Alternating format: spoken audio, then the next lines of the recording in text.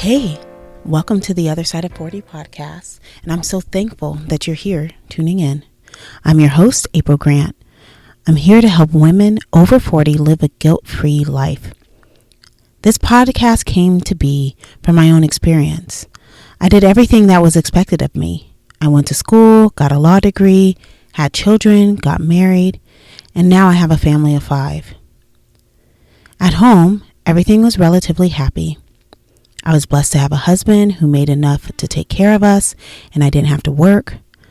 I chose to work part-time during the hours my children were in school so that I could be there for them, and I'm totally grateful for that experience. However, one day when I woke up, I wasn't 40 on the dot, but I was getting pretty close to it. I just had this epiphany that I was unhappy. And I mean that unhappiness is like in your stomach, in your gut, in your core. No amount of affirmations or written lists of gratitude changed it. I thought it was my relationship, which definitely was a contributing factor, but ultimately that really wasn't it. I got therapy. I got energy clearings. I did all sorts of woo-woo stuff, spirituality. I prayed. I got down on my knees. I talked to Christian women. I even got my husband therapy, thinking maybe, if we could work together, if he can improve some and I can improve some, then we can come back together and be this nice, strong couple. Still, it was only baby steps. It wasn't working in any kind of profound way. And I'm not saying that therapy is supposed to be quick or fast or any of these things should happen overnight. But the small, tiny little pieces, the little bits of change were so small, they were almost insignificant. Then I saw this meme. You often feel tired, not because you've done too much, but because you've done too little of what sparks a light in you. Alexander Den Heyer. And it all kind of came together. Except I couldn't remember what sparked a light in me. Growing up, I used to love team sports. I was an athlete and I love to read and dive into a book. But now with the schedule, getting together on a team is just so much more complicated. Managing 3 kids' schedules plus your own team schedule, and then reading.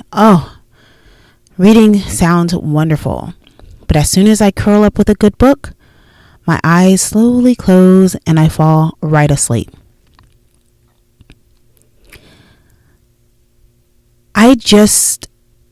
And then when it comes to thinking about the changes that I do want to make in any capacity, I just felt so much guilt.